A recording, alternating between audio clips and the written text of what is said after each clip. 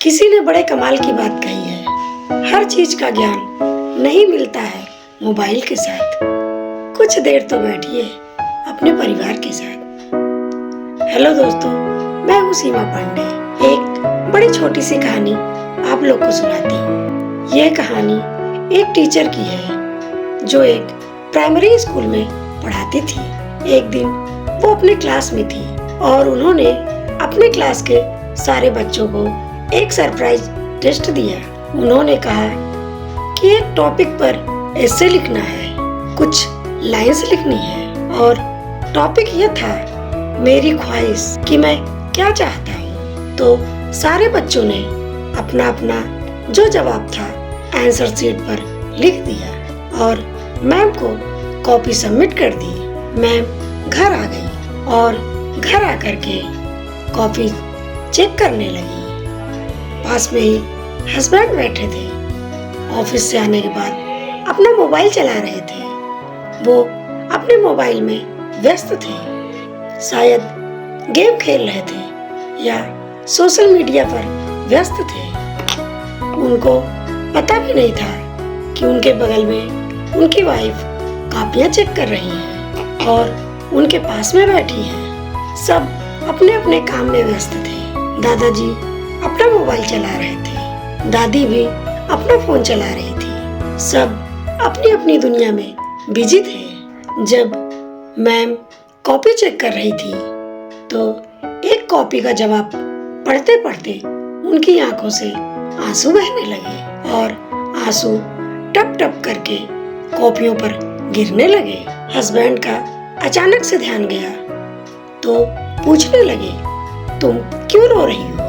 तो मैम ने कहा, इसमें जवाब ही कुछ ऐसा लिखा है। हस्बैंड ने पूछा, ऐसा क्या लिखा है कि तुम्हें रोना आ रहा है? और क्या टॉपिक था जिस पर तुम इतना परेशान हो रही हो? कोई इमोशनल वाली बात थी? तो मैम ने कहा, नहीं, टॉपिक तो बहुत आसान था। मैंने बच्चों से कहा था कि आज माय विश यानी मेरी ख्वाहिश पर एक निबंध लिख करके बताओ। और एक बच्चे ने कुछ ऐसा लिख दिया है जिसे पढ़कर मेरी आंखों में आंसू आ गए और मुझे समझ नहीं आ रहा है कि मैं क्या करूं।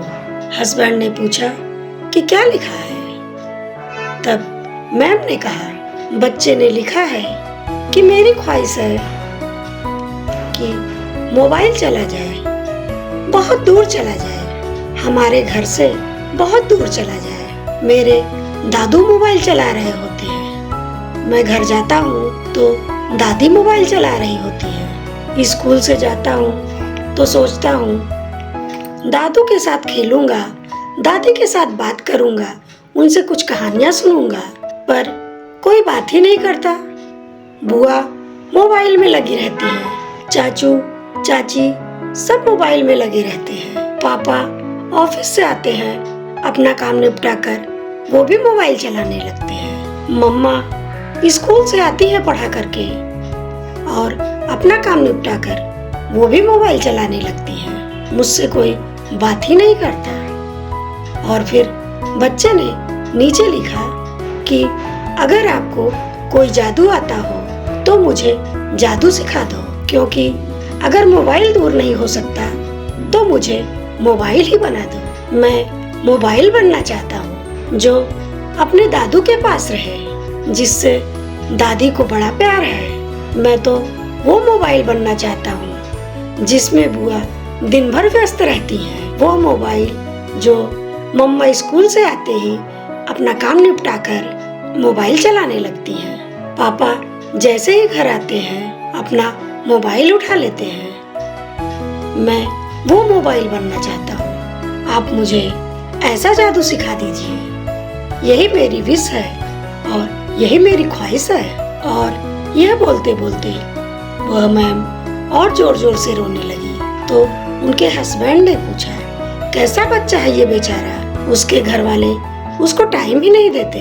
तो उन्होंने पूछा, क्या नाम है उस बच्चे का? तो मैम और जोर जोर से रोने लगी। उन्होंने कहा, अपना गोलू है, अपना बेटा मनीष जो मेरे ही क्लास में मेरा स्टूडेंट है। और वह यह लिख रहा है कि उसे घर में कोई टाइम नहीं देता, वह इसलिए मोबाइल बनना चाहता है। हम इतने बिजी हो गए हैं कि अपने बच्चे को टाइम नहीं दे पा रहे हैं। वह चाहता है कि वह मोबाइल बन जाए। दोस्तों, यह कहानी उस मैम की या उसके बच्चे की नहीं है, यह कहानी हम सब की है। हम में से ज्यादातर लोग सिर्फ मोबाइल के साथ चिपके रहते हैं। यह मोबाइल आया था कि हम सब कनेक्ट हो पाए, लेकिन इस कनेक्शन में हम अपने ही लोगों से डिस्कनेक्ट हो गए। घर में आज एक दूसरे से बात करने के लिए किसी के पास टाइम ही नहीं है। जरा सोचिए, यह कहानी यह सोचने पर मजबूर करती है। तो दोस्तों, कैसी लगी आपको आज की ये मेरी कहानी?